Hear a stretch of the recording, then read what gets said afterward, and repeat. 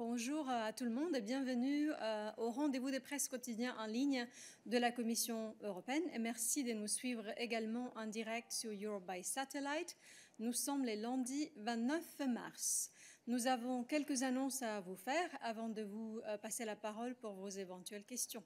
Permettez-moi d'abord d'inviter Nabila qui a une annonce à vous faire concernant la 5e conférence de soutien à la Syrie organisée à Bruxelles. Nabila. Good afternoon. Indeed, the 5th edition of the Brussels Conference on Supporting the Future of Syria and the Region started this morning with the Days of Dialogues with civil society organizations from Syria and the region. Tomorrow, High Representative Josep Borrell and UN Under-Secretary General for Humanitarian Affairs and Emergency Relief Coordination, Mark Lowcock, will co-chair the opening session of the ministerial segment of the conference, followed by intervention by the UN Secretary General Antonio Guterres, UN Special Envoy for Syria Geir Pedersen, representatives of the 3 main refugee-hosting neighbors, Lebanon, Jordan, and Turkey, and other participants. It will gather over 77 delegates from more than 50 countries and over a dozen international organizations. Commissioner for Crisis Management, Janez Lenarčič, will also address the crucial political, regional development and humanitarian aspects of the crisis. The entire ministerial meeting will be live on EBS and as well as web-streamed and starts at 13 hours. A press conference with High Representative Josep Borrell and UN Under-Secretary General Mark Lowcock will take place at 14:45. Pledges will be announced in the closing session at around 20 hours. And more information on the conference, including the full program and the fact sheets on EU's response to the Syrian crisis, can be found in our daily news and the media advisory. Thank you. Thank you very much, Nabila. Allow me now to invite Sonia on stage to provide you an update on our efforts to support and promote manufacturing of vaccines in the EU. Sonia. Thank you. Good afternoon. Today the Commission is hosting the first pan-European matchmaking event for companies in order to accelerate and beef up the production capacity of COVID-19 vaccines and also to address certain bottlenecks in the production capacity, but also across the whole supply chain in the European Union. The meeting is taking place in the context of the work of the task force for the scaling up of COVID-19 vaccine production in the European Union. Attended by over 300 companies from 25 member states, the event will serve to speed up connections between manufacturing producers and service companies. This will serve also to improve the planning of vaccine production in the European Union. The first day of the event is dedicated to the matchmaking among manufacturing companies, meaning dealing with raw materials, with production, with coupling and formulation, and with the fill and finish of vaccines. The second day of the event will host and focus on ensuring connections with potential suppliers from the whole supply chain for vaccine production, concretely companies which are involved in the packaging, in the storage, shipment and distribution, and the production of accessories such as syringes and also vials. For more information, as usual, please consult our daily news. Thank you very much. Thank you, Sonia. Allow me now to open the floor to your questions. So please, like always, raise your hands in the system if you have questions for us today. I see that George has a question for us. George Valero, go ahead. Hello, good morning, and I hope you can hear me well. I have 2 questions on economic matters. The first one, following the decision by the German Constitutional Court I would like to know whether you still hope to go to the markets to finance the recovery fund by June. I think it was what Vice President Dombrovskis once said. And then also, there's a lot of talk about supporting targeted measures for supporting viable companies. So what I would like to know is what is the definition for the Commission of viable companies, because I know that Gentiloni said that it was a difficult issue to address, to answer these questions. So I don't know if the definition will be linked to the definition that you provide in the state aid rules, which is quite specific. Thank you. Thank you very much. Balázs promptly joined me on stage to provide you an answer to the first question. Good afternoon, Jorge. Indeed. So, of course, what I can say is that we are aware of the order of the German Constitutional Court regarding the National Own Resources Decision approval. The Commission is convinced that the legality of the Own Resources Decision is in order. It is crucial that the Own Resources Decision is rapidly approved by all member states, in particular in light of the challenges due to the COVID-19 pandemic. It's important to say that already 60 member states have completed this process. Now, we note also that the validity of the Own Resources Decision has not been put in question by the National Court, and the Commission remains confident that the German Constitutional Court will decide swiftly on the interim measures case. The EU objective, of course, remains to ensure the completion of the approval process in all member states by the end of the second quarter of this year. Thank you, Balázs. I would prefer to stay with questions for Balázs at this stage. So I invite you to signal your interest for additional questions to Balázs on this matter or on other matters. So first of all, on this matter, the ratification of the Own Resources decision. So I see several hands up. Oliver, is your question about this?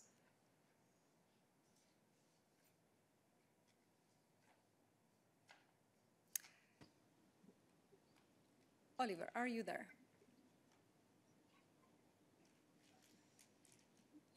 We see a nice visual, but we don't see you and we don't hear you.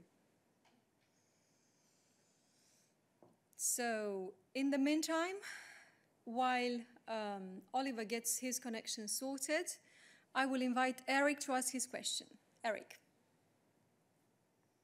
Oui, bonjour, merci beaucoup. C'est exactement sur le Fonds de relance européen. Première question, est-ce que vous craignez des retards maintenant dans les paiements? Et deuxième question sur la substance, est-ce que ce fonds est susceptible de créer un transfert d'argent ou un transfert financier comme les critiques les disent à la Cour allemande à Karlsruhe? Merci beaucoup. Non, donc comme je l'ai dit, on ne craint rien du tout, donc on reste convaincu que le plan de relance sera lancé comme prévu et notre objectif reste de mener à bien le processus de ratification d'ici la fin du deuxième trimestre. Merci Balázs. Je vous invite à poser d'autres questions à Balázs à ce sujet d'abord. Donc on va rester avec la ratification de la décision sur les ressources propres. Alain, ta main est levée, donc je suppose que c'est pour Balázs à ce sujet. Vas-y Alain.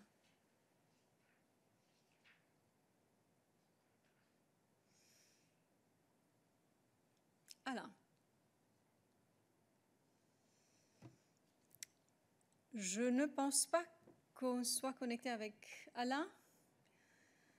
Donc, on donnera du temps à Alain pour sa connexion et je donnerai la parole à Tobias Kaiser. Hello, thank you. This is regarding the own resources decision as well. In the light of this court case and the block ratification, is the Commission working on alternative solutions to ensure payouts from July, as is the plan, in case the own resources decision does get blocked or the blockage will remain much longer than anticipated? Thank you. Thank you very much for your question, Tobias. I think that Balázs explained once in English, once in French, what our position and our thinking is. We remain confident that the ratification of the own resources decision can be completed by the end of the second semester. So we remain confident at this stage that the calendar for raising the money and for disbursements will not be affected. Balázs, would you want to add anything? Je suis tout à fait d'accord. I fully agree with what Dana has just said. Thank you. So we continue with questions on this same subject, and I will now give the floor to Griselda. Merci beaucoup. C'est Griselda Pastor de la radio espagnole SER. Sur ce même sujet, donc si je comprends bien, vous n'avez aucune crainte des parlements nationaux qui doivent voter encore, puisque vous avez dit qu'il y en a 16 qui l'ont déjà fait, mais donc il y en a 11 qui ne l'ont pas encore fait, non, si je comprends bien. Vous n'avez aucune crainte que les gens décident d'attendre la décision de Karlsruhe maintenant? Oui, donc comme on l'avait dit déjà 3 fois, on reste de manière générale extrêmement positif en la matière. Donc on n'est même pas arrivé à la fin du premier trimestre et on a vu déjà la ratification de la décision dans 16 États membres, donc il nous reste encore 11. Et d'ici la fin du deuxième trimestre, il nous reste encore plus de 3 mois. Donc on reste positif et on est convaincu qu'on va y arriver comme prévu. En ce qui concerne la situation en Allemagne, comme je l'avais dit pendant ma première intervention, on va bien évidemment attendre la décision de la Cour constitutionnelle de l'Allemagne. On va attendre des nouvelles de la part des autorités allemandes, mais de manière générale, on reste convaincu que la décision est en ordre et qu'on va pouvoir adhérer au timeline qu'on avait annoncé pendant des semaines passées. Merci beaucoup, Balázs. Je passe maintenant la parole à Oliver. Oliver, est-ce que ça marchera cette fois-ci? Hi, yes. Actually, it also worked last time, and the problem was only that I was in parallel at a second briefing, and I haven't grown a second head yet, so I simply didn't register. You called me up. Sorry for this. I have two questions on vaccinations. The first one is Oliver. Oh, sorry. I'm really We're still sorry. with own resources. Yes. Sorry. We are on the own resources decision ratification, and I will ask once more if there are colleagues who wish to ask questions about this matter to Balázs, who is on stage. So please only keep your question raised, your hand raised, if you have questions for Balázs on the ratification of the own resources decision. And I understand that Griselda has a follow-up question because her hand is raised. If that's the case, Griselda, vas-y, oui. c'est à toi. Merci beaucoup. Justement, tu as l'air d'être très sûr que le processus ne sera pas retardé. Tu as même dit que tu attendais une décision rapide de la Cour de Karlsruhe. Est-ce que vous avez des garanties? Est-ce qu'ils vous les ont données, ou le gouvernement ou le constitutionnel allemand? Alors, Griselda, ce que nous disons est que nous gardons la confiance dans le fait que le processus de ratification peut être mené à sa bonne fin avant la fin du deuxième trimestre, donc avant fin juin. Donc, nous n'avons pas dit pour une seconde que nous sommes sûrs de quoi que ce soit. Nous avons dit que nous gardons notre confiance et notre optimisme que le calendrier initial peut être gardé. C'est cela que nous avons dit et c'est à cela que nous restons aujourd'hui. Je pense que Mathieu a aussi une question à ce sujet. Donc, Mathieu, vas-y. Oui, bonjour. C'est sur la cour de Karlsruhe, mais c'est sur l'arrêt que la cour avait rendu en mai 2020. C'est concernant l'opération de la BCE de rachat de titres de dette publique. Et maintenant, on en est presque à 1 an et la Commission, visiblement, continue son analyse sur le respect de l'ordre juridique de l'UE. Je voulais savoir, puisque la Cour de Karlsruhe se manifeste à nouveau. Où en était cette première analyse? La Commission avait dit qu'elle était prête éventuellement à agir pour faire respecter cet ordre juridique, mais pour l'instant, c'est silence radio de votre part. Merci. Merci beaucoup pour la question, Mathieu. C'est la même cour, mais c'est un autre porte-parole, parce que c'est un autre cas. Donc, je passerai la parole à Christian pour répondre à cette question. Christian, est-ce que tu es bien là? Oui, bonjour Dana. Merci pour la question, Mathieu. Nous avons, ce que je peux dire aujourd'hui est que nous avons eu plusieurs réunions avec les autorités allemandes sur ce sujet et nous poursuivons ce sujet avec eux. Nous avons demandé les autorités allemandes ou l'Allemagne de faire une proposition formelle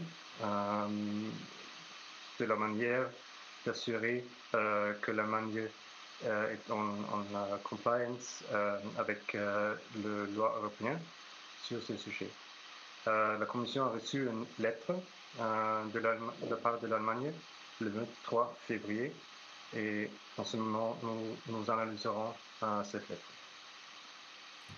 Merci beaucoup, Christian. Je vous invite désormais à poser d'autres questions à ce sujet sur Karlsruhe. Donc, veuillez garder votre main levée seulement si vous avez des questions à ce sujet. Je pense que Eric a une question là-dessus. Eric, vas-y.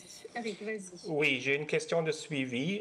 On parle bien de 750 milliards d'euros empruntés. La question est maintenant, est-ce que la Commission est déjà en mesure de se tourner vers les marchés? Est-ce qu'elle peut effectivement commencer à emprunter l'argent? Et sinon, quand est-ce que ça va commencer et comment? Merci. Merci, Balázs. Donc, il y a deux éléments importants. Donc, avant que la Commission européenne puisse émettre des obligations aux marchés internationaux, il faut que la décision sur les ressources propres soit ratifiée, approuvée dans chaque État membre. Donc, avant que ce processus soit achevé, on ne peut pas commencer. C'est pourquoi il est extrêmement important de mener à bien ce processus au niveau national dans chaque État membre. Et je pense que ça va répondre à la deuxième question aussi. Donc, avant que la Commission puisse commencer ce processus, il faut mener à bien la procédure de ratification dans chaque État membre. J'espère que c'est clair comme ça. Merci beaucoup, Balázs. Donc, je conclus qu'il n'y a plus de questions pour Balázs à ce sujet. Si, il y a Mathieu qui a une question de suivi. Mathieu. Oui, désolé, je reviens à ma question précédente, mais juste pour confirmer ce que Christian a dit. Donc, apparemment, la Commission a demandé aux autorités allemandes de faire une proposition formelle afin d'assurer, et c'est là que j'ai pas bien compris sa réponse en français, la compatibilité, c'est ça? Est-ce que lui peut répéter ce qu'il a dit, s'il vous plaît? Merci. Merci Mathieu. J'inviterai Christian à répéter ce qu'il a dit dans sa réponse précédente. Il avait des problèmes de son sur ta question. J'espère que Christian a bien capté, mais le sens général de ta question est que tu aimerais tout simplement qu'il répète ce qu'il a dit précédemment parce que tu n'as pas parce que c'était pas trop clair pour toi. Alors Christian, si tu peux essayer encore une fois. Oui, j'espère que le son est mieux maintenant. Ok. Alors, non, tu as bien compris, c'était la compatibilité avec le loi européen. C'était peut-être aussi mon traduction pas très parfaite. Compliance with EU law. Ok. Merci. Merci Christian. Parfois, on est amené à traduire en direct des différentes langues dans lesquelles nous avons nos lignes, donc c'est compréhensible.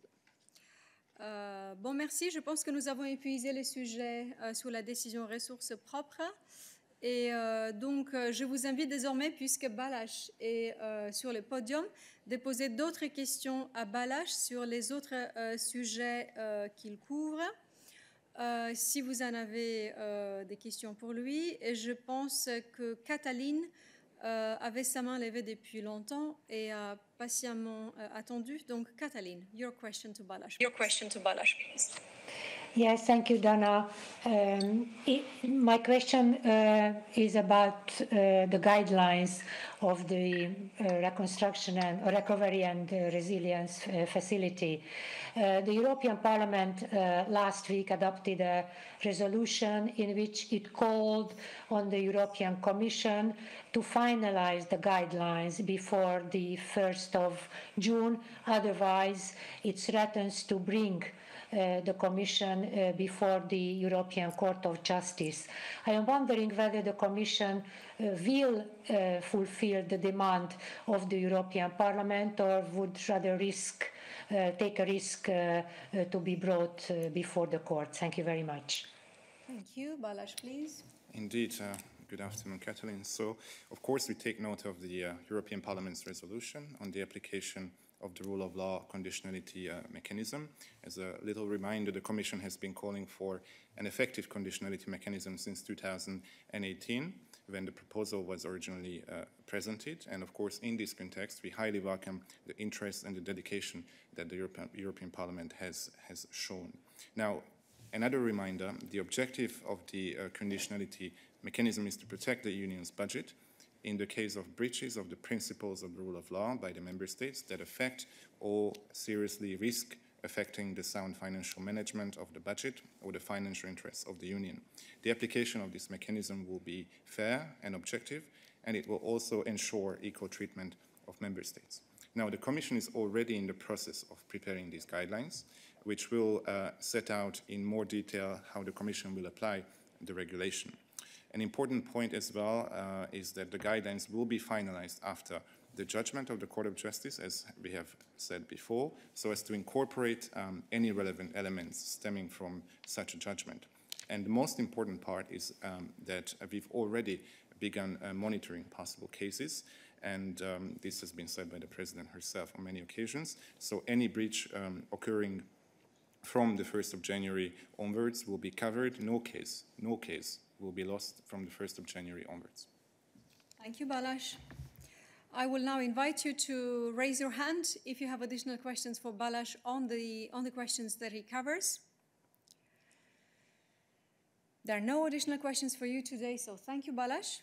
And I will now invite Marta to provide an answer to the first question asked by Jorge at the beginning of this briefing, which pertains to economic/competition-related matters. So, Marta, please.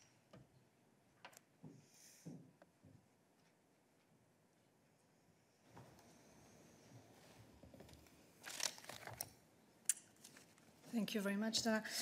So, Jorge, if I understand correctly, your question was about the support to viable companies under EU funds, such as RRF, but perhaps you can confirm if that was your question.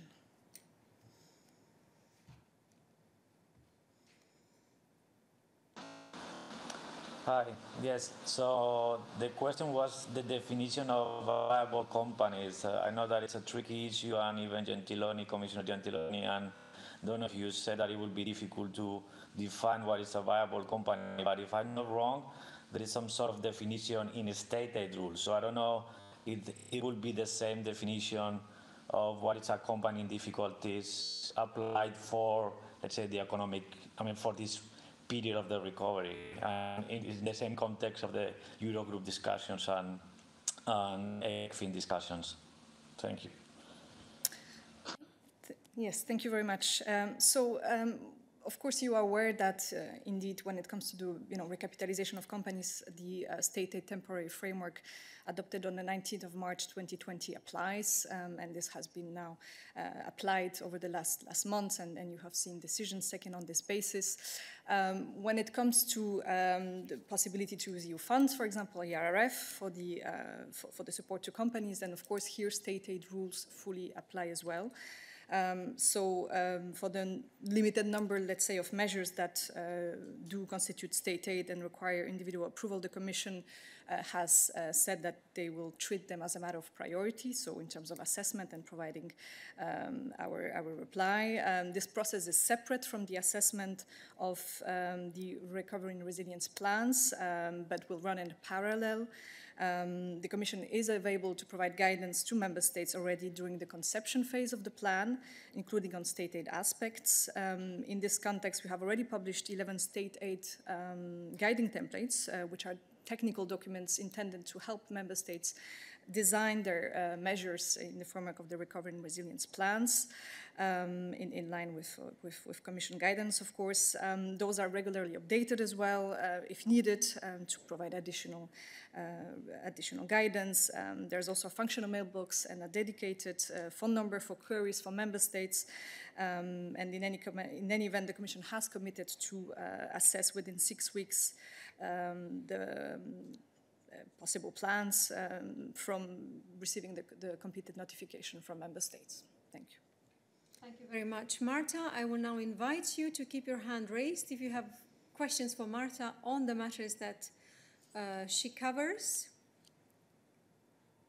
I think that Jorge has a follow-up question, so go ahead, Jorge.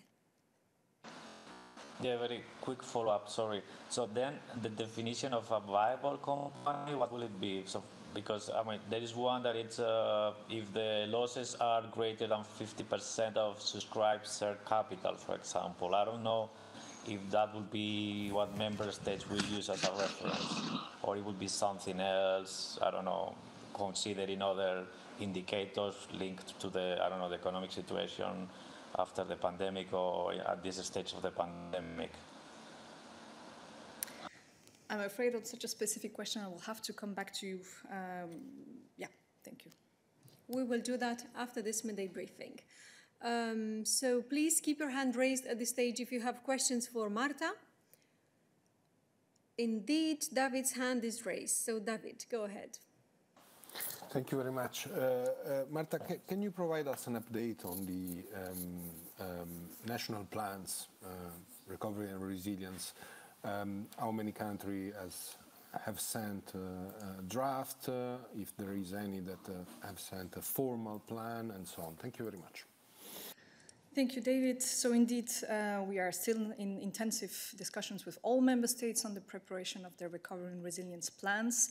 For the moment, we have not yet received a final submission from any Member States, but we have received about 23 draft plans or significant number of components from Member States. So those discussions obviously have intensified over the last few weeks and will continue. Thank you. Thank you, Marta. So please keep your hand raised at this stage if you have additional questions for Marta on the matters that she covers. This is not the case, so thank you, Marta.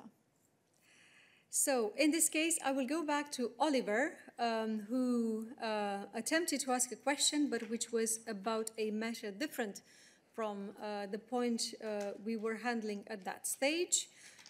So Oliver, if you are there, you can take the floor now.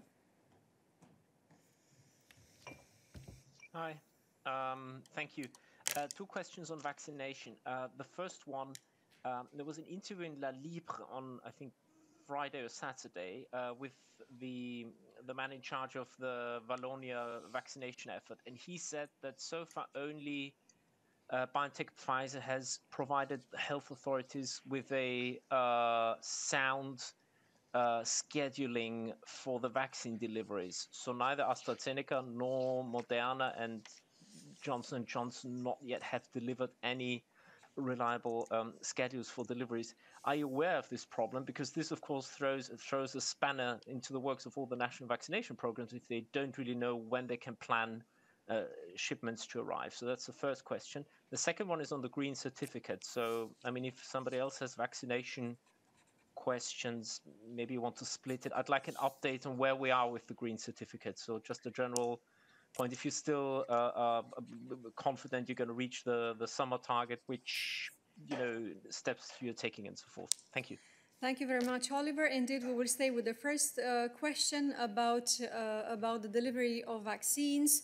I will invite Vivian to provide an answer, but as you know very well, delivering vaccines to EU countries is teamwork.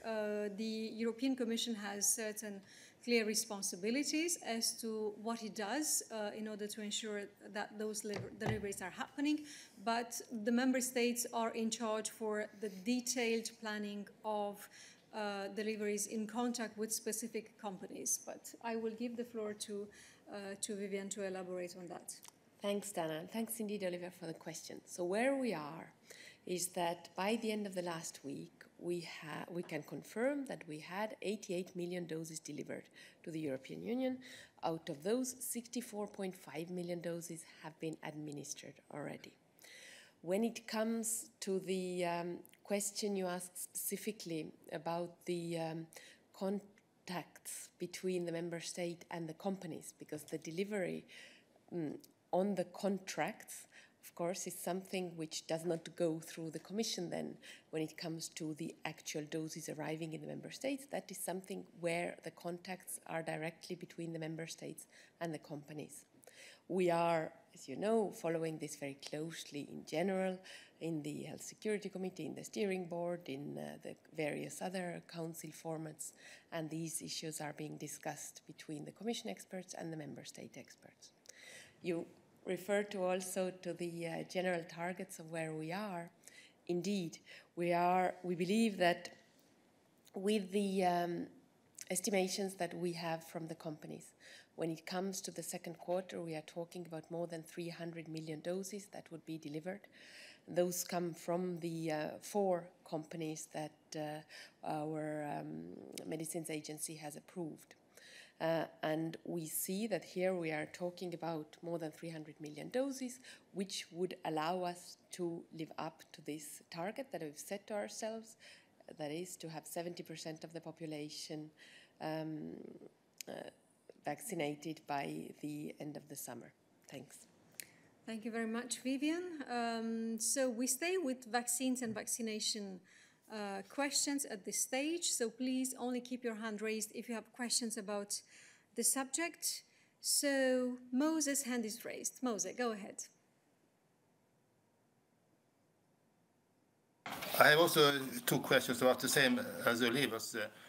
As you know, last week European Council discussed the production and delivery of vaccines and also the vaccination goals. I think that Commission President von der Leyen said at the press conference after the meeting on Thursday evening that she thought that most of, let's say, the priority group of people age 80 and above had already been vaccinated, and that is in fact, I mean, the vaccination goal by the end of March. That means this week. But I wonder on what is that statement based on? Are there already any figures about that? What is, for example, the EU average of achievement of that goal? Because I think that very much differs by the member states. Thank you. Thank you very much for your question, Mose. Indeed, we have announced earlier this year a target to complete the vaccination of the above 80s before the end of March.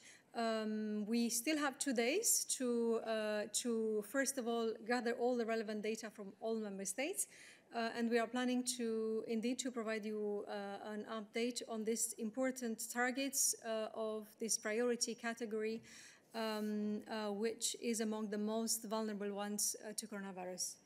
Viviane, do you have any additional points to Just raise? to say thanks that, of course, the member states are reporting to the ECDC about these details. You asked us where do we get them from. So this is through that mechanism, and you see ECDC reporting on those or publishing those data twice a week, I believe.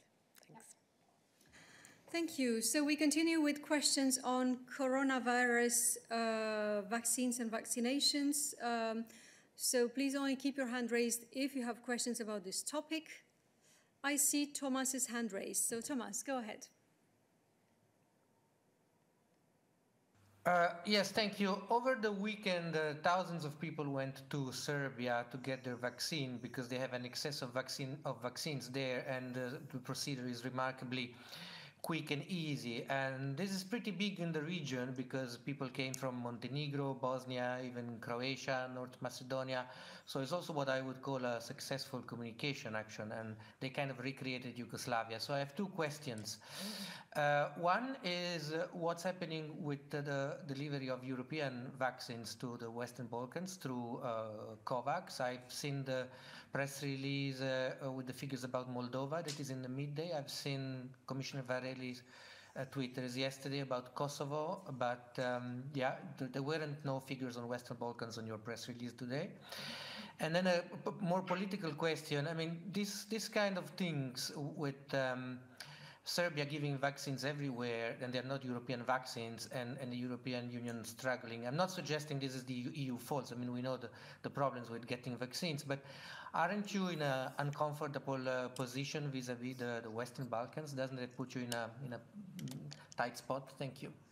Thank you for your question, Thomas. Indeed, it is a priority for us to provide vaccines for Europeans, but also for our partners and in particular our neighboring countries. We are acting in several ways in order to deliver vaccines to the Western Balkans countries specifically, since your question refers to this region.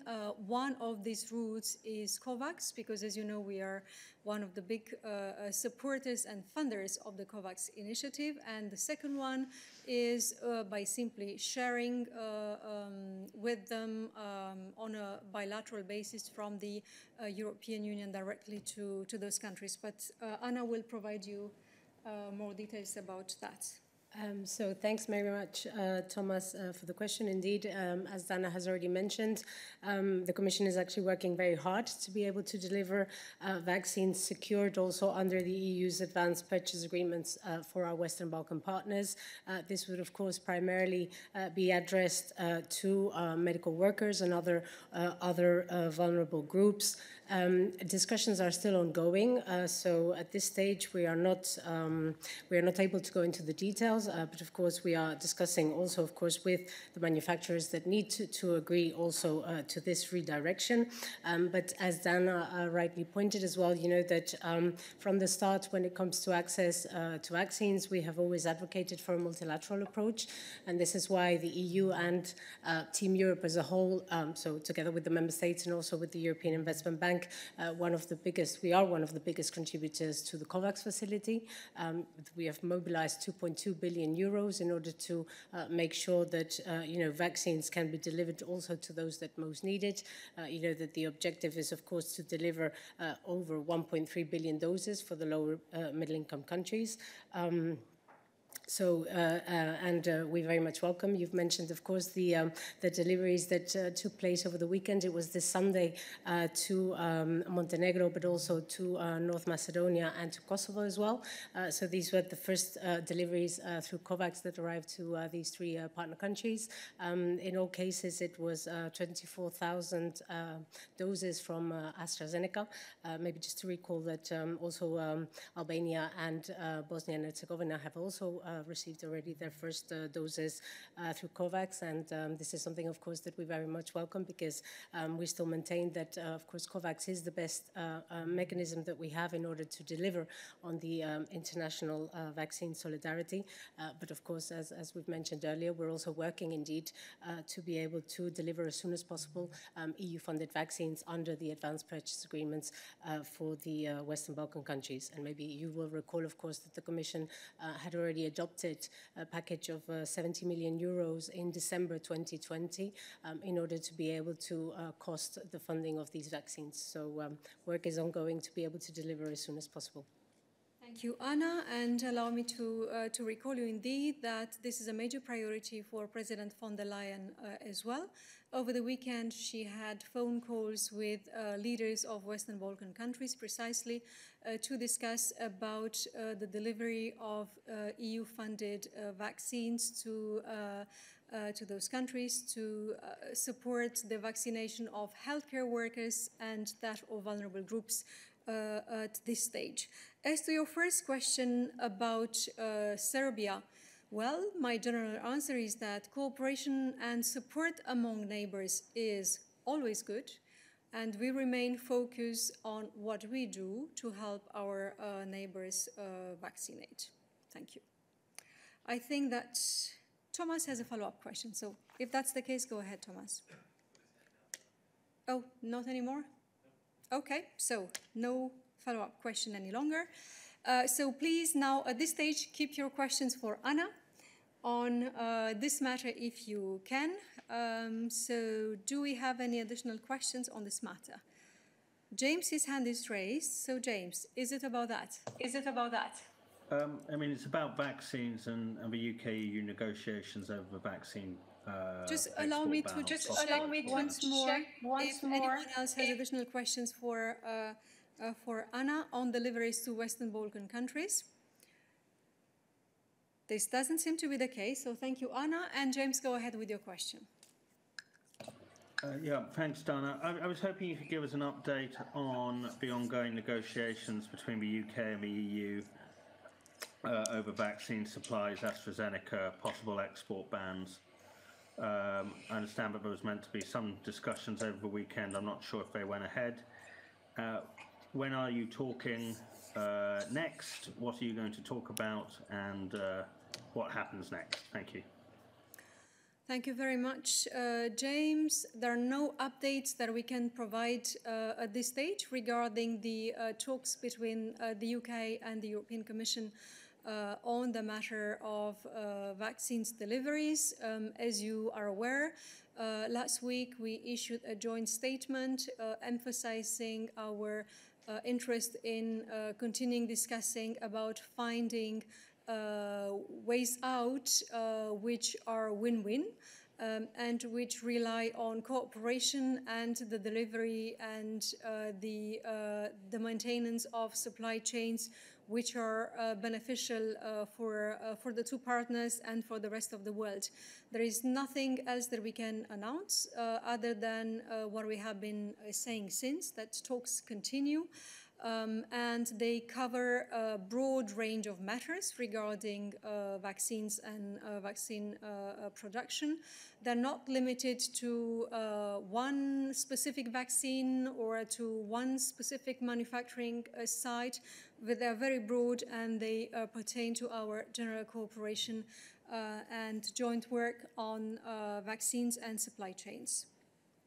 I think that James has a follow-up question. So if that's the case, go ahead, James. Yes, so could you confirm whether or not there were negotiations over the weekend? Were there talks between Britain and the UK on Saturday and Sunday? Thank you. I cannot confirm anything detailed regarding the timing or the place or the moment of those talks. What I can say is that there were talks for many days now, starting from about 10 days ago, with a different level of intensity in terms of timing, but I cannot confirm anything specific regarding talks at certain moments in time over this weekend. I think that we have other questions on vaccines and vaccination. So, Tommaso, your turn now. Yes, good afternoon. Thank you for the floor, Galavotti, AD and Kronos. Just two questions on vaccines, if I may. The first one is just an update, because there are two companies with which you have concluded exploratory talks. Novavax since the 17th of December, if I'm not wrong, and Valneva since the 12th of January. I wonder if you can tell us anything about the negotiations on the contracts with these companies. I've read that Novavax has some production issues and they're slowing down the signing of the contract. Also on this matter, if I may, are there any negotiations with other companies, European companies, for example in Italy, but it's just an example, there is Reitera, which is an Italian company which is developing an Italian vaccine against COVID. And the third one, if I may, forgive me, but I have listened to the statements of Commissioner Breton yesterday to a French television. He said that he's confident that AstraZeneca will deliver 70 million doses in the second quarter. And then he said that the company will not be allowed to export any dose of the vaccine as long as they don't fulfill the contract. I wonder which is the threshold. Is it still 180 million of doses in the second quarter or 70 million as the company promised? Thank you. Thank you very much, Tommaso. A mouthful. So I will first invite Vivian to respond to the question on negotiations with other companies that produce vaccines. As for the second question, we will leave it for afterwards. So, Vivian? Thanks. Well, my answer will be very short, I'm afraid. We don't comment on ongoing negotiations with other companies, so that's where we are for that. Indeed, so we had informed you about the initial stages of discussions with those two companies, but we do not comment on where we are at this stage or when we would be ready to announce new stages. As for the second question, indeed, with regards to the export transparency and authorization mechanism, as you know, in all versions of this mechanism, even in the first version, a very clear criterion before deciding on the export authorization submitted by any company, the way that the company fulfills its delivery plans regarding the EU was always mentioned as an important criterion. That was expanded in the new version of the regulation, which was adopted last week. But indeed, the way that AstraZeneca will meet its delivery schedule towards the EU, as discussed and agreed upon, for instance, in the steering board, will continue remaining a very important factor in the assessment of any future authorization requests that may be submitted by the company.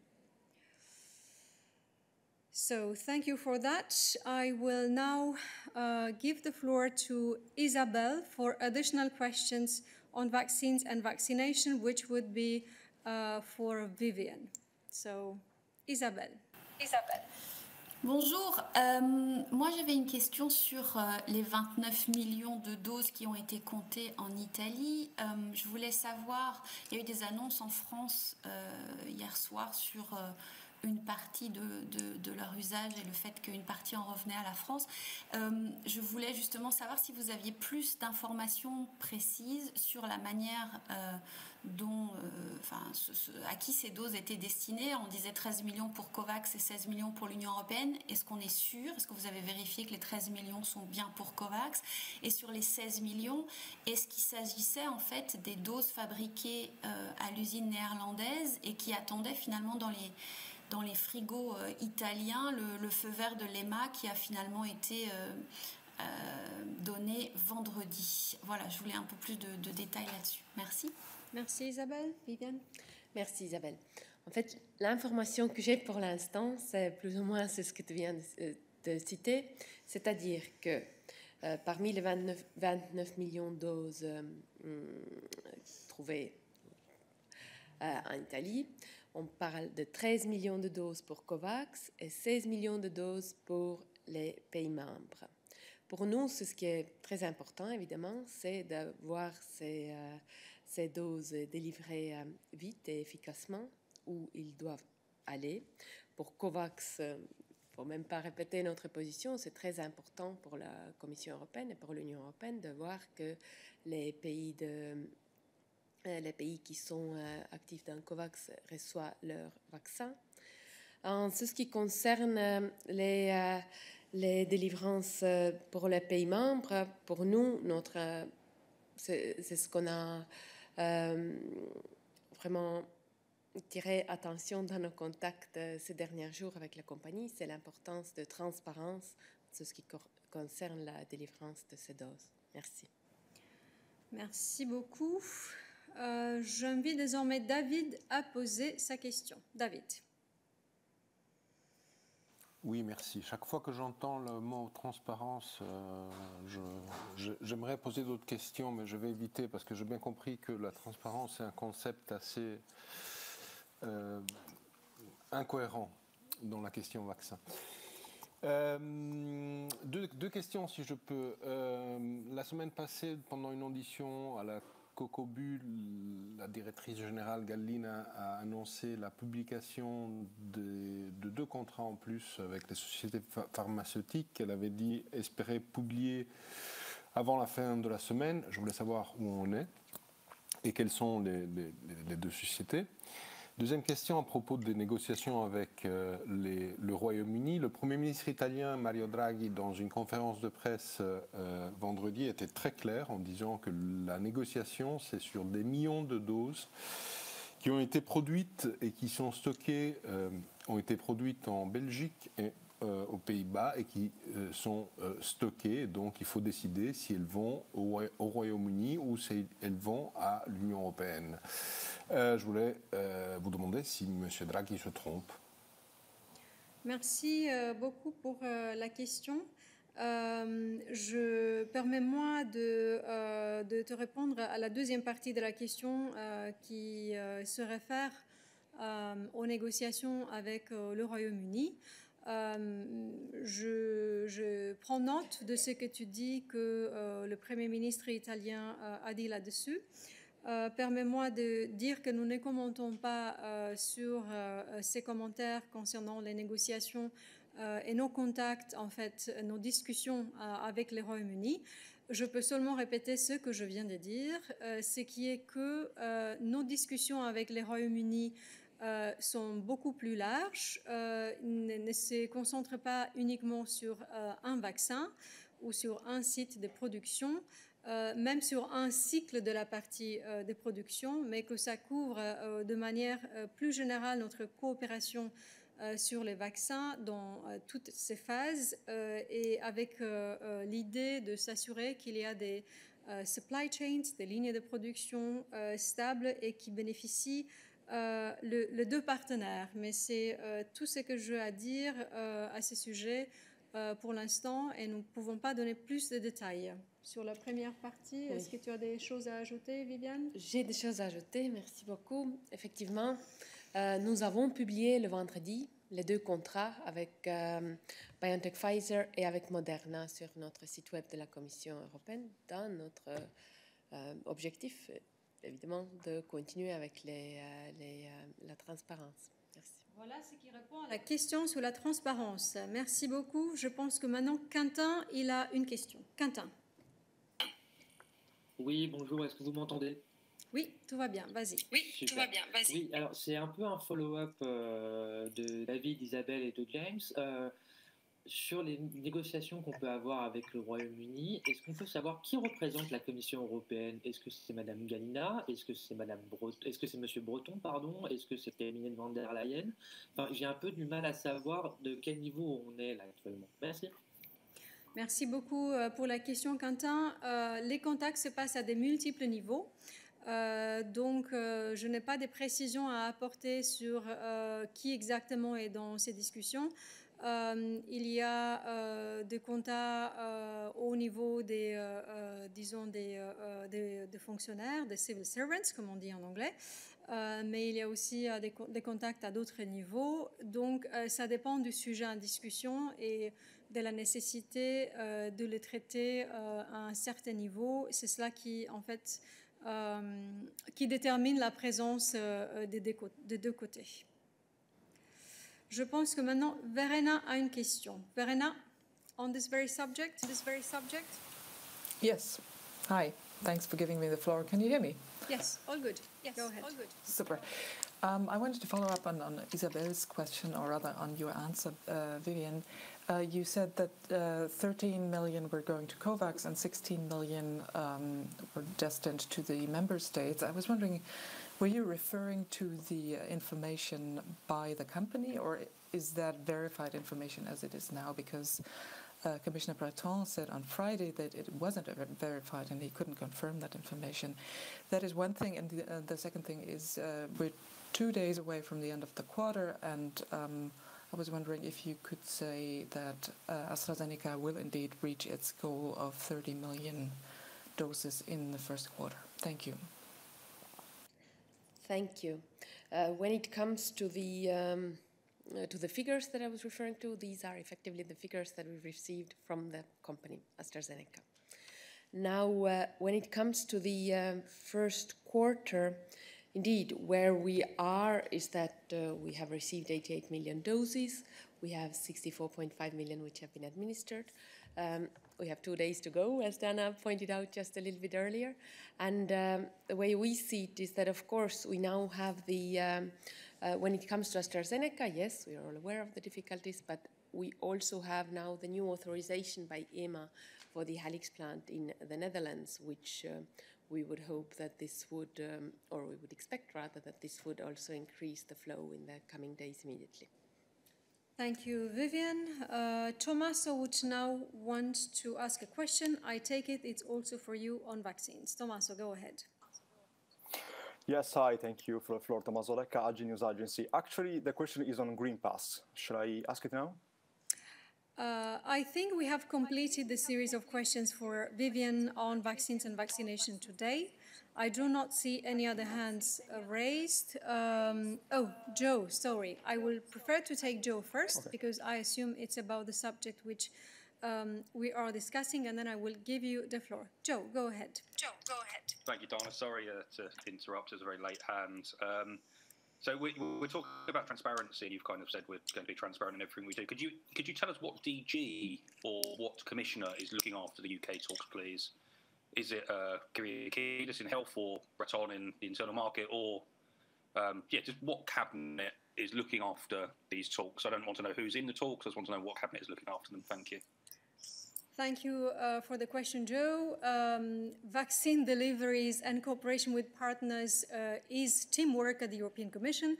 As you know, our task force on vaccines contains several directorates general, and it is normal because it is about relations with the industry.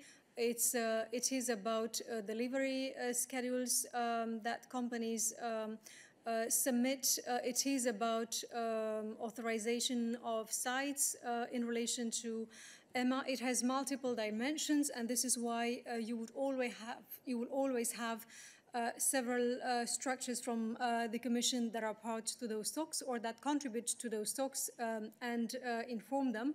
And you would also, of course, have several cabinets that follow the process for the political level. So there are contributions from all of these sides, depending on what exactly is being discussed in those talks at any given point. And of course, the cabinet of the president follows this closely as it does in relation to all important matters pertaining to vaccines and vaccination. I think that you have a follow-up, Joe. Yeah, thank you, Donna. I don't want to sound facetious, but does anyone actually know what is going on? Because it doesn't sound like it does. Thank you for your question, Joe. Yes, I have tried to answer in relation to several questions that talks continue at various levels.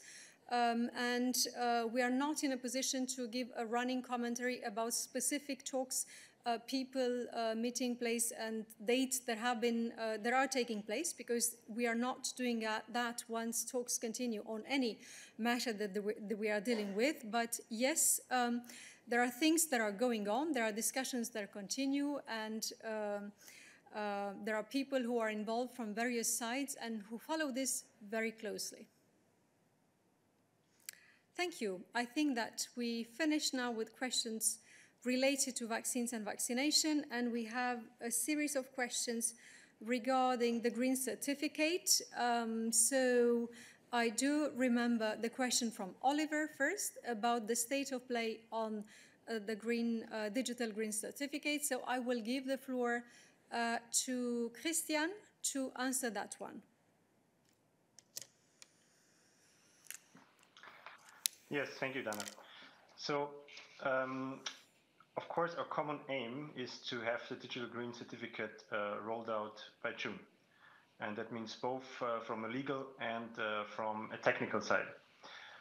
For this reason, we have actually asked the European Parliament to use the urgent procedure, which would allow the Parliament to agree on its position as soon as possible. To this effect, President von der Leyen had sent a letter to President Sassoli last week. As you will have seen, the Parliament has in the meantime already voted on this and decided to go for this urgent procedure, which we of course very much welcome. On the Council side, we are in regular and close contacts with the Portuguese presidency. The presidency has actually created a working group to deal specifically with the digital green certificate. The Council has a very ambitious timetable, and we are supporting them in this process to allow the Council to reach a position as soon as possible. And I mean, I'm sure you've seen also that also at the European Council meeting, the leaders meeting, there was support for this file. So I would say overall, of course, there's a lot of work to do, but we are very confident, and we are working closely with the co-legislators and with the member states on all aspects of the proposal to get it ready by June. Thank you, Christian. I think that Oliver has a follow-up on this. Go ahead, Oliver. Hi, thank you, Christian, for this.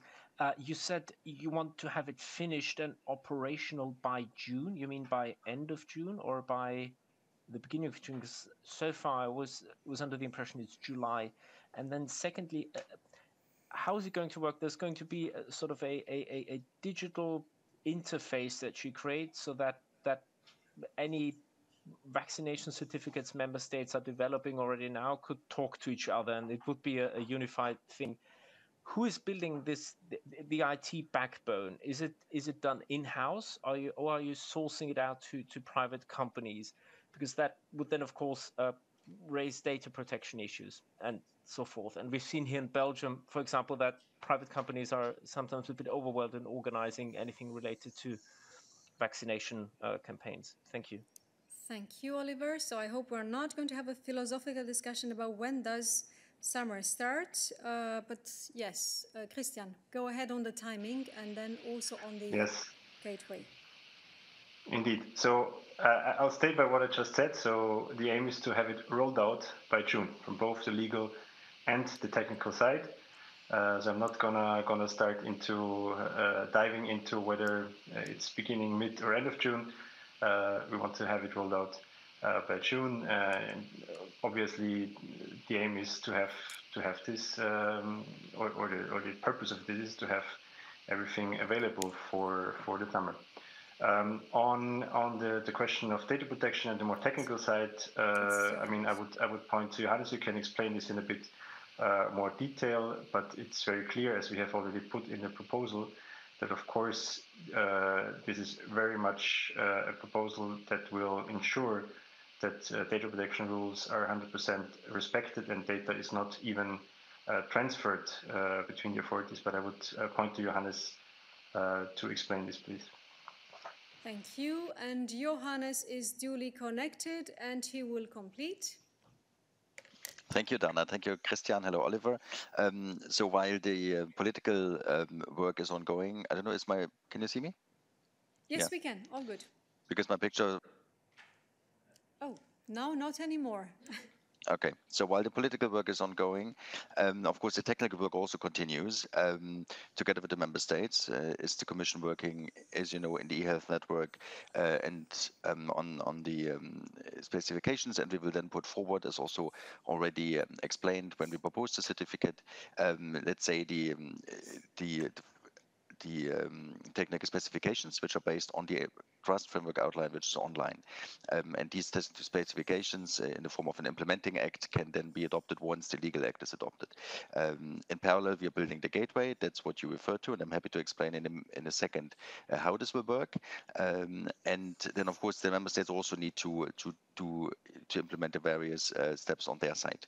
And we are ready to help them, and there's also money available for that. On the gateway, I cannot tell you now who will build it.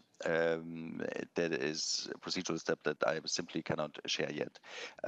But it's very important to recall that what the gateway is doing, or will be doing, is to allow for the verification of a digital signature, which is included in the certificate in a QR code. It is not about exchanging any personal data. It is about checking whether the digital signature that is embedded, if you want, in the QR code on each certificate is authentic or not. So this is to protect it against the certificate against falsification, and to check the validity and the authenticity of the certificate. And to do that, you need a reading key to basically read the signature. All these keys will be stored at national level. So in each member state, all the keys from the hospital authorities, vaccination centers, test centers, who have you, all they have is separate individual key. All these keys are stored at national level, and the gateway will then ensure the exchange of all these keys across the EU. This is what the gateway will be doing. Thank you. Thank you very much. I know that there were additional questions on the digital green certificate. Tommaso has a question about that, so Tommaso, go ahead. Yes, thank you for the floor again. So still on Green Pass or certificate, will the people who received the doses of the Russian vaccine Sputnik or the Chinese vaccine developed by Sinopharm be categorized as immune in accordance to the certificate? So will you establish the approval by EMA as a general requirement, or will you leave space to the decisions of the member states about this issue? And also, listening to the answer given by Johannes, I was also thinking about the technical point of view. Is there any chance that the tracing apps developed by the member states will play a role in the implementation of this green certificate? Thank you. Thank you very much, Tommaso. For the first part of your question, I will give the floor again to Christian to explain how we will deal with EMA versus non-EMA approved vaccines, something which is rather clearly spelled out in our proposal. So, Christian, are you still there? Yes, indeed. Thanks, Dana. Thanks, Tommaso. Yes, indeed, as Dana says, it's clearly spelled out in the regulation that we have proposed. So, first of all, member states should issue a vaccination certificate regardless of the type of COVID-19 vaccine. So this is important that everybody can get the certificate. So this applies to both vaccines that have EMA approval and vaccines authorized by member states at national level. This point needs to be distinguished, however, from the mandatory acceptance of such a certificate. So when a member state accepts proof of vaccination to waive certain public health restrictions, such as testing or quarantine, they would be required to accept under the same conditions vaccination certificates issued under the digital green certificate system. However, this obligation to accept it for such easing of restrictions would be limited to vaccines that have been approved by EMA, that have received the EU-wide marketing authorization. So member states have, of course, the option to accept such certificates issued for other vaccines validated on a national level, but they are not obliged to do so. Yep. Thank you very much. Gregory has a question which is related to basically EMA versus non-EMA approved vaccines. So I'll give him the floor to ask it. Gregory. Of RFERL. the follow-up actually question, the vaccine AstraZeneca Covishield, which is AstraZeneca, but which is produced in India, do you count this vaccine as MI approved? Is it valid for the green certificate and obligatory for all the states to accept? And also I have another question. Is there already understanding how the green certificates will work for third countries, non-EU citizens and residents? Will the non-EU citizens from third countries be able to get these green certificates? How, where, when, how will it work? Thank you very much. Thank you very much. Christian. Yeah, on your first question, I mean, that is a bit, I must say, I would have to check, or maybe Vivian knows this from health side, how EMA is treating such similar vaccines or produced for different markets. But if not, we will verify. But in the regulation it says vaccines that have EU market authorization. Regarding the question of third country nationals, as you will remember, at the moment, non-essential travel to the EU is restricted from third countries, except for a small number or limited number of countries. An EU national who may travel, so who has the legal possibility to do so, can obtain a digital green certificate.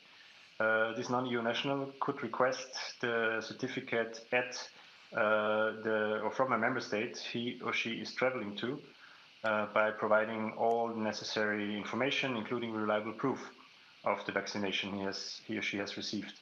The member states would then have to assess if such proof has been provided and decide whether to issue a digital green certificate.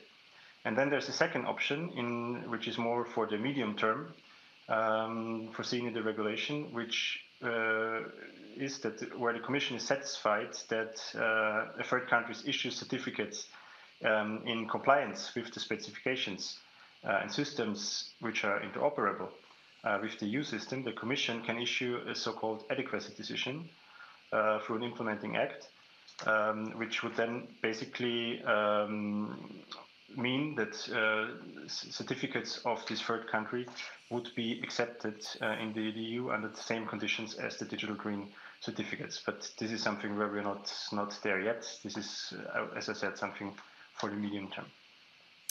Thank you, Christian. I haven't forgotten that Tommaso's question had a second leg, which was a possible link with the tracing app and the gateway we created to enable the interoperability of the tracing apps. For that part of the question, I will give the floor to Johannes, if he's still connected. Yes, of course, still there. Thank you, Dana. So, of course, it's a very different gateway. It's just the same term. Now, it is for each member state to develop at national level the national digital green certificate. Whether a member state puts up an app for that purpose or whether that is integrated in an already existing app, it's really for the individual member state to respond to. What counts in the end is that it is interoperable, so that QR code is readable across the EU, that it contains this QR code, and it responds to the minimum requirements set out in the guidelines that are online, e-health network guidelines, and the trust framework, and of course the more detailed implementing act that we will come forward with. But how it will look like is really a national decision. It's possible, but it's not a requirement to include it in a national tracing app. I can maybe add that we are helping member states to develop the national solution by proposing a reference frameworks or reference implementation. So we basically have some sort of open source software that we would propose to them. But this is then, apologies, this is for the, I forget what I was saying, that was for the reading side, actually, for the verification. So each member state needs to put in place a digital solution for the certificates and also for checking them. We will help with the checking side. So on the apps gateway, just an update, if I may. We have 14 member states connected currently, plus Norway. But this you have online. There's a dedicated web page where you can really see which member states are connected since when and how many apps are interoperable in principle. Thank you. Thank you very much for this, Johannes. In the meantime, I received, thanks to Vivian, information on the question from Gregory as to whether vaccines produced by AstraZeneca elsewhere, in this case in India, would count as EMA approved for the purpose of the digital green certificate. And the answer is very straightforward, that imports into the EU can only come from authorized plants, so plants which were authorized by EMA. So EMA first needs to approve those plants, and if it does, this would entail also a change to the marketing authorization for each specific vaccine, because that marketing authorization is specific as to where the vaccines are being produced. So such process would need to be completed before this step can be taken. Now I finally give the floor to Alain. J'ai essayé de te passer la parole en début de la séance, mais ça n'a pas marché techniquement. Tu as attendu patiemment, donc voilà, maintenant c'est à toi, Alain. Vas-y.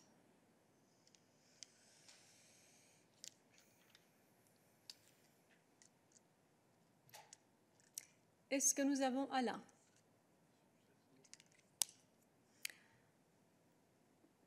On a le même problème qu'en début de la séance, Alain?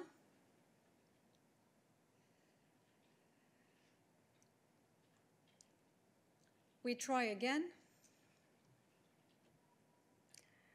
One more attempt.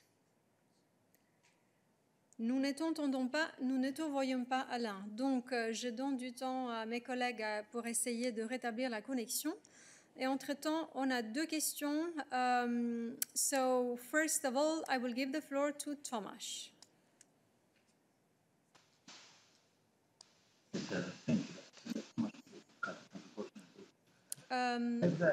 Thomas, unfortunately, we cannot hear you. Your sound is not clean at all. And now? Better. Yeah. So, I have the question on the room. Well, I'm afraid, Thomas, we can't hear you. Inaudible. So, plenty of technical problems. I will therefore give the floor to Lorenzo, who has also waited for a long time, and I know that he has a question on something different. So, Lorenzo, go ahead.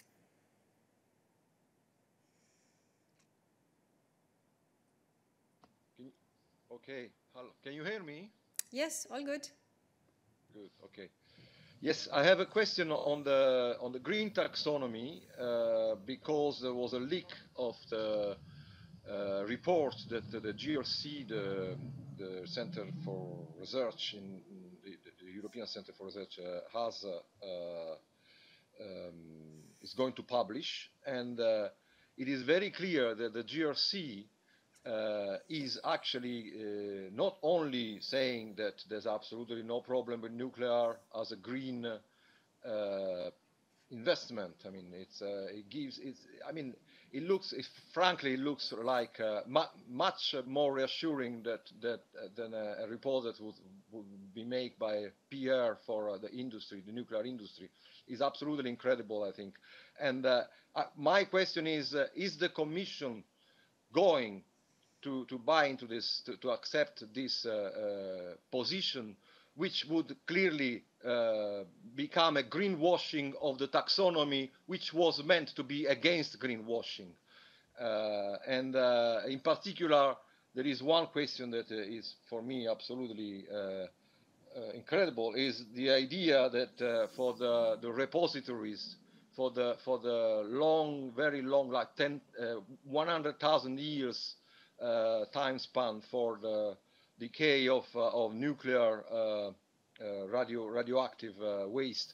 I mean, the idea that this is safe, because even if none of them have been built yet, but they are supposed to be safe, like the CCS for carbon. The only difference is that if you have a leak from carbon, it's carbon. If you have a leak from from nuclear is something completely different, but they don't even mention this. So what are you going to do with this piece of paper? Thanks.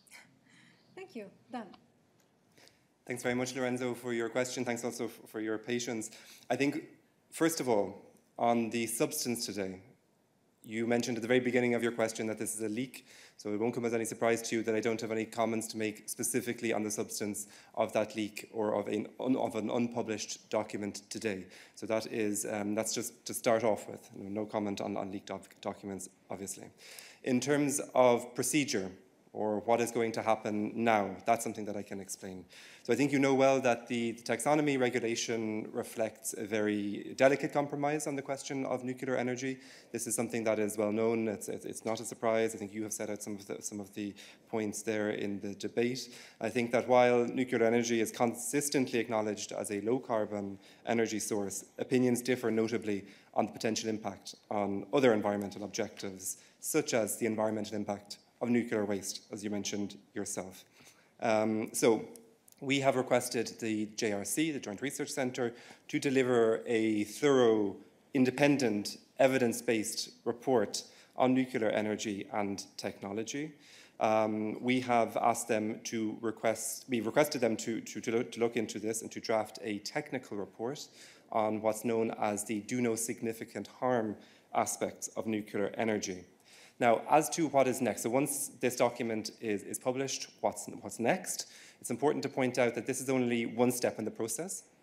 Now, the JRC report will be reviewed by experts on radiation protection and waste management under Article 31 of the Euratom Treaty, and it will also be reviewed by experts on environmental impacts from the Scientific Committee on Health, Environmental and Emerging Risks. So I think, all in all, I have no comment specifically on the substance today, but I've set out the procedure that we will follow once the report comes in. And I think ultimately what is extremely important here is that our assessment, our analysis is absolutely rigorous. We are absolutely committed to the taxonomy regulation, and most importantly, to avoiding greenwashing of any kind, shape, or form. Thank you. Thank you very much, Dan. Any additional questions for Dan on this subject? I think that Lorenzo has a follow-up question. So Lorenzo, go ahead. Yes, but one of the questions that is clearly raised by this leak, and I mean, it's something that I know Greenpeace is working on, is the idea of conflict of interest that is there. I mean, the people, you say, Dan, that this is independent, but the people working on this particular report, they are completely on the side of the nuclear industry. I mean, it doesn't look like an independent report, frankly. I have read part of it, and really, it doesn't look like an independent report. So do you have any question, any perplexity about the fact that the people that have done this report in GRC are actually actively pro-nuclear people and not such independent, as you say? Thank you. Thanks, Lorenzo. I think I would just repeat what I have said. You know, the Joint Research Centre, as we all know, is the in-house science and knowledge service here in the Commission. It has extensive technical expertise in nuclear energy and technology since its establishment in 1957. But I would just reiterate again, this is one step in the process. Once the report comes in, it is going to be reviewed by two different sets of experts, and they will have approximately 3 months or so to look into that. So, as I said, look, there is a process here. This report is going to be reviewed, and then we can talk about it when the process is over. Thank you very much. Are there additional questions for Dan on this or other subjects today? I don't think that this is the case, so thank you, Dan. I will now give... I will read myself, actually, the question that Alain wanted to ask, because somehow we can't get him on the line today to ask it himself. Donc, je vais essayer de la lire, cette question en français, qui est la langue dans laquelle Alain la pose ici. Donc, ça concerne en fait la Slovénie. Alain voudrait savoir ce que la présidente pense des prises de position du Premier ministre slovène qui traite des journalistes, des prostituées, quitte abruptement une vidéoconférence du Parlement européen car il n'est pas content du traitement qui lui est fait et qui, ce matin, met au même niveau les eurodéputés Cioloș et Entveld et le dictateur serbe Milosevic, protecteur des génocidaires Mladic et Karadzic. Donc la question d'Alain est si la présidente s'inquiète de ces prises de position alors que le Premier ministre Janša occupera la présidence tournante de l'Union européenne le deuxième semestre. Et donc Alain continue en demandant si elle a pris contact à ce sujet avec lui ou si elle envisage de lui parler, de le faire. Merci beaucoup Alain pour la question que je viens de lire et que tu nous as posée. La présidente von der Leyen a eu la semaine dernière, jeudi, une vidéoconférence avec le Premier ministre slovène. Lors de cette vidéoconférence, ils ont discuté des affaires courantes et bien évidemment de la préparation de la présidence slovène qui se déroulera dans la deuxième partie de cette année. La question des médias a été évoquée effectivement lors de cette vidéoconférence dans le contexte de la lettre que le Premier ministre slovène avait envoyée à ce sujet il y a déjà plusieurs semaines. La présidente a invité le Premier ministre slovène de partager avec les membres de son gouvernement l'ouverture de nos commissaires responsables de parler de ces sujets qui est très important pour la présidente, les médias et la liberté des médias. Donc la présidente a invité le Premier ministre slovène de dire aux membres de son gouvernement qui sont pertinents, qui sont concernés par cette question, de se mettre en contact, en particulier avec la vice-présidente Jourova et avec le commissaire breton. Je te rappelle que la Commission et la présidente spécifiquement ont exprimé lors de maintes reprises leur position en ce qui concerne la liberté des médias. Nous regardons de près les développements dans plusieurs pays à ces sujets dans l'Union européenne, y compris de la Slovénie.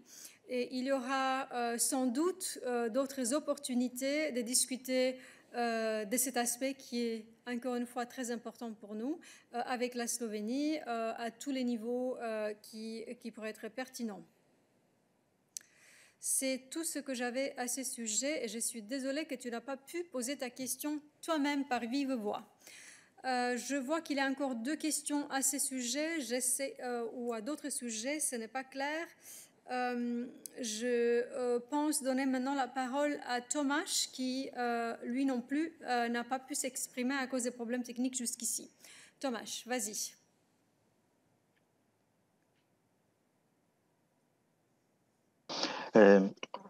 Yes, thank you again. I have the question of the rule of law in Poland. There are two letters. The first one sent last week to President von der Leyen by the heads of 5 political groups of the European Parliament, urging the Commission to act on the disciplinary chamber in Poland. And the second one, also sent recently, also urging the European Commission to refer Poland to the ECJ and to ask for the interim measures on the same issue, on the same actions of the disciplinary chamber. So my question is, what is your comment, what is your reaction, and what would be the time frame for the European Commission's decisions?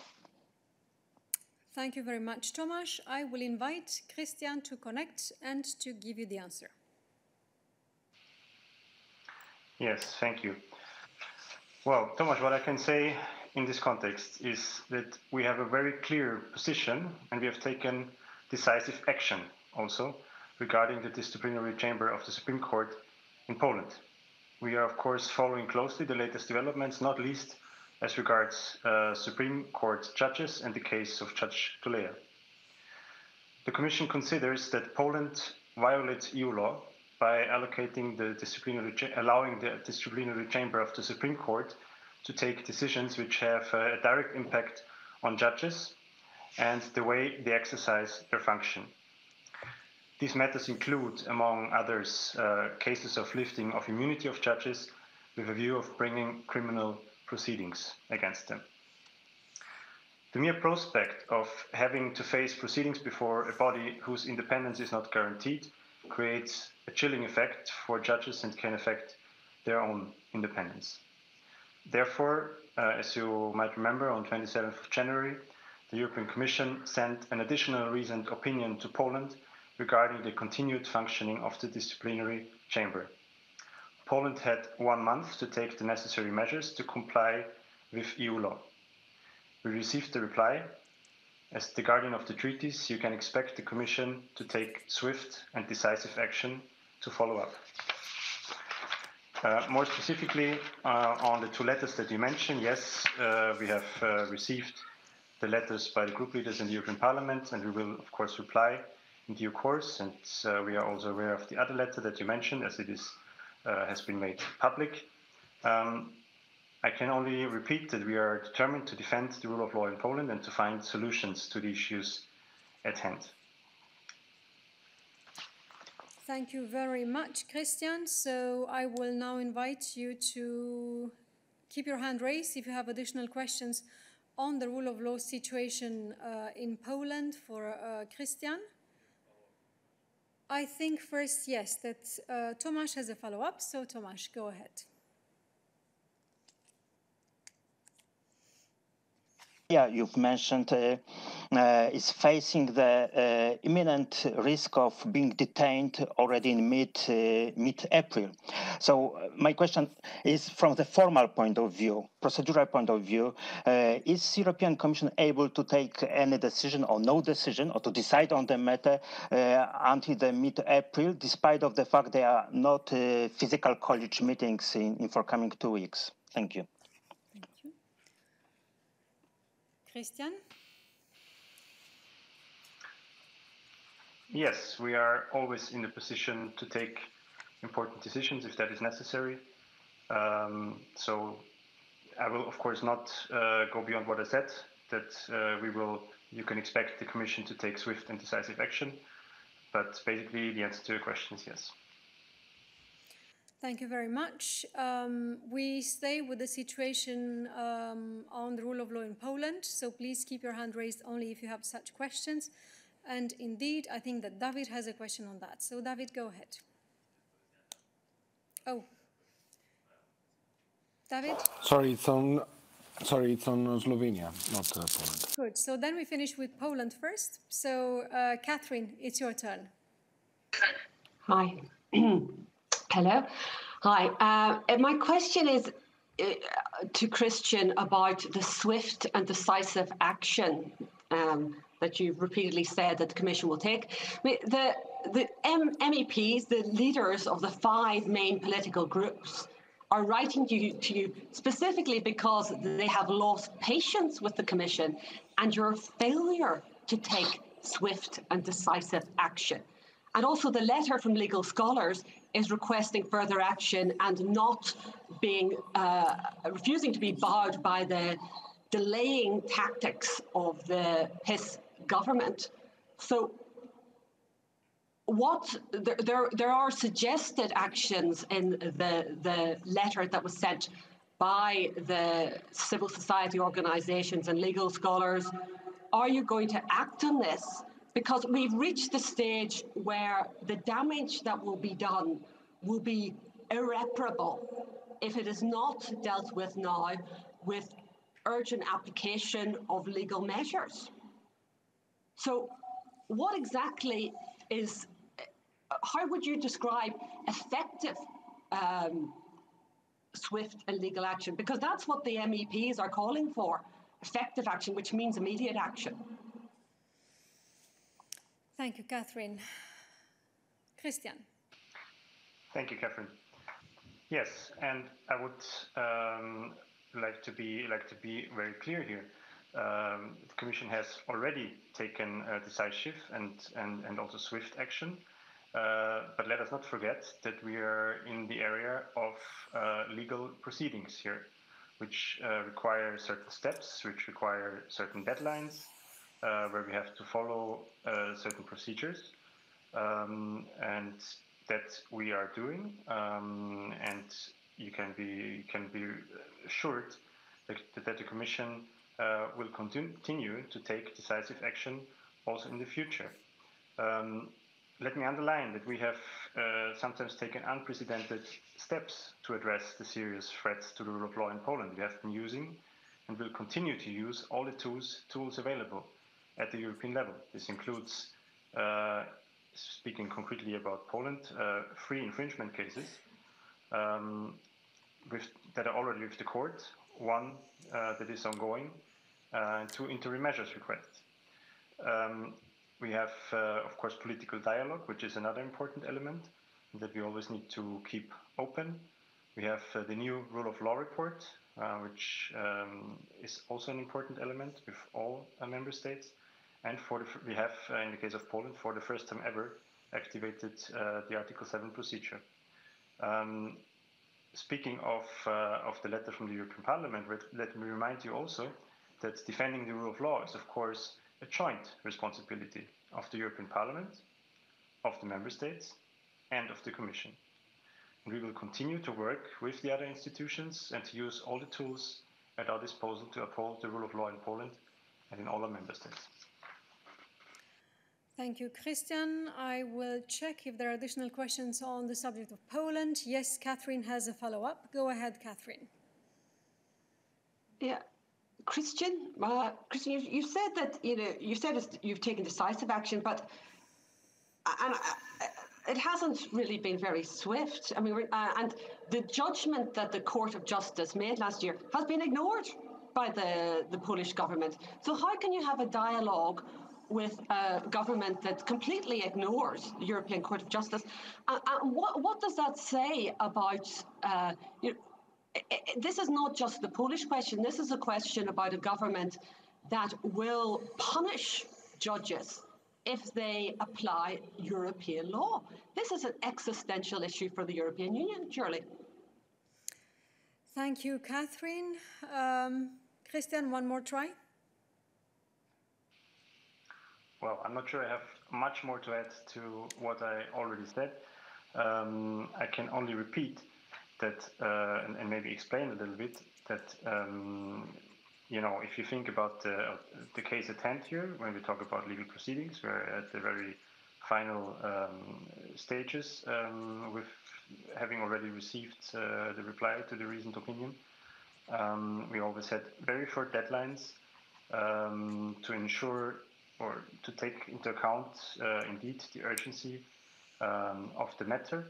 And as you know, and as you noted yourself, we had already introduced the first request, which the court approved of on interim measures in this case. But well, I would say, unfortunately, sometimes legal procedures are a bit more complicated and require to take certain steps, because what is ultimately important is that we get it right and that we have the right and legally correct responses to possible breaches of EU law, and that we will continue to ensure.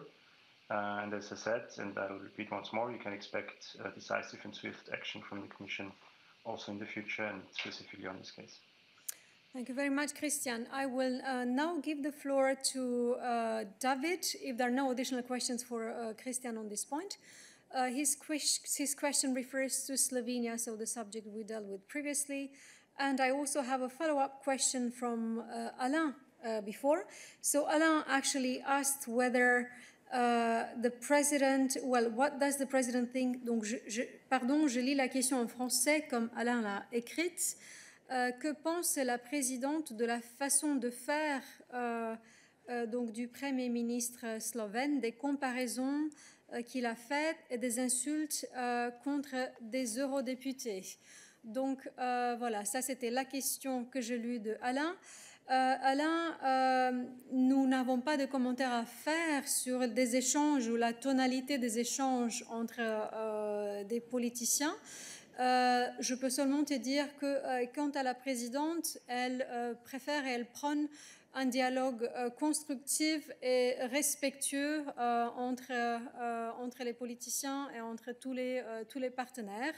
Mais c'est ça que je peux te dire à ce sujet, pas de commentaires sur des échanges spécifiques entre le Premier ministre slovène et des parlementaires européens sur le cas que tu mentionnes. Maintenant, je passerai la parole à David qui a une question sur la Slovénie. David. Oui, ma question est assez simple. Donc, si je comprends bien, c'est affaire courante, tout ça, pour la présidente. Tu as mentionné cette expression dans le readout de la discussion qu'elle a eue la semaine passée. Et donc, le comportement du Premier ministre, on parle du Premier ministre, pas de ses ministres. On parle du Premier ministre qui aura la présidence de l'Union européenne dans quelques mois. Est-ce que ça, c'est affaire courante?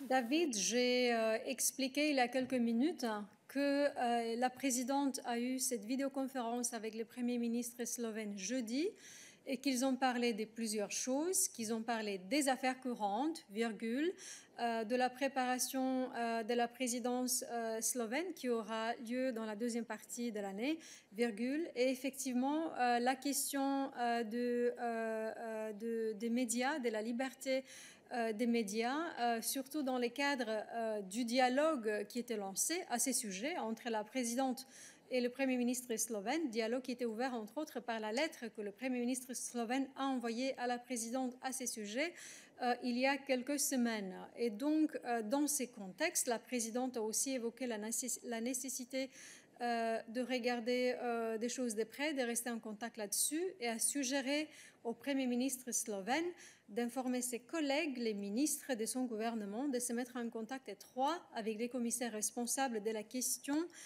au sein de la Commission européenne. Donc j'ai bien dit et je suis contente de pouvoir reconfirmer qu'ils ont évoqué cette question de la liberté des médias dans les contextes que j'ai expliqués.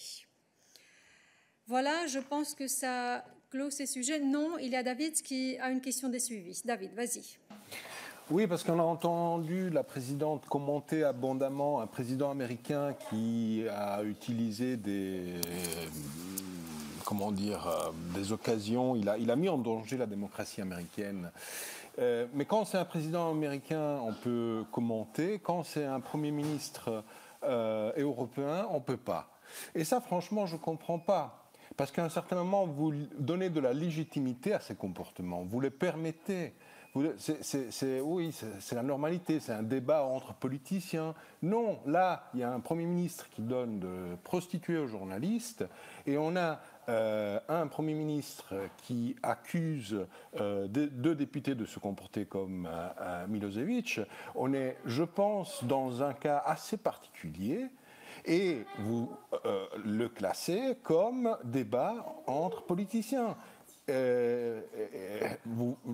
Tu vois la question qu'on pose à la présidente, pas toi tu es la porte-parole, on la pose à la présidente. Merci beaucoup David. Ça me permet de clarifier encore une fois quelque chose qui peut-être n'était pas élucidé de manière suffisante ici. En ce qui concerne le comportement par rapport aux médias et la liberté de la presse, il n'y a aucune distinction entre des politiciens européens, étrangers, niveau national, niveau européen. Il est très important que la liberté de la presse doit respecter et que nous critiquons et nous condamnons des attaques, même des attaques verbaux, évidemment, contre les journalistes. On a été très clair dans cette salle de presse que la présidente condamnait des attaques verbaux qui ont été fait à travers les médias sociaux, par Twitter, il me semble, il y a quelques semaines, par le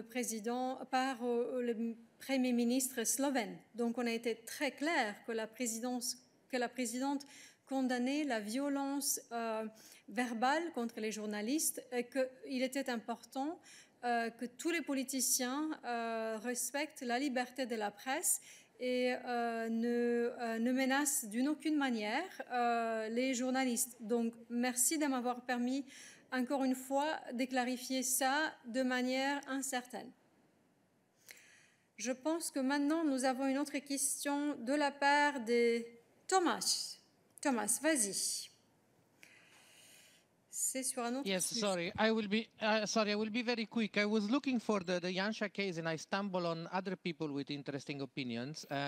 This time is the Minister of Justice of Montenegro, who's actually expressing doubts about the fact that Srebrenica was a genocide. And I see that the US Embassy and the British Embassy have already reacted quite strongly against this statement. I was wondering whether you have said something or you're planning to say something on this.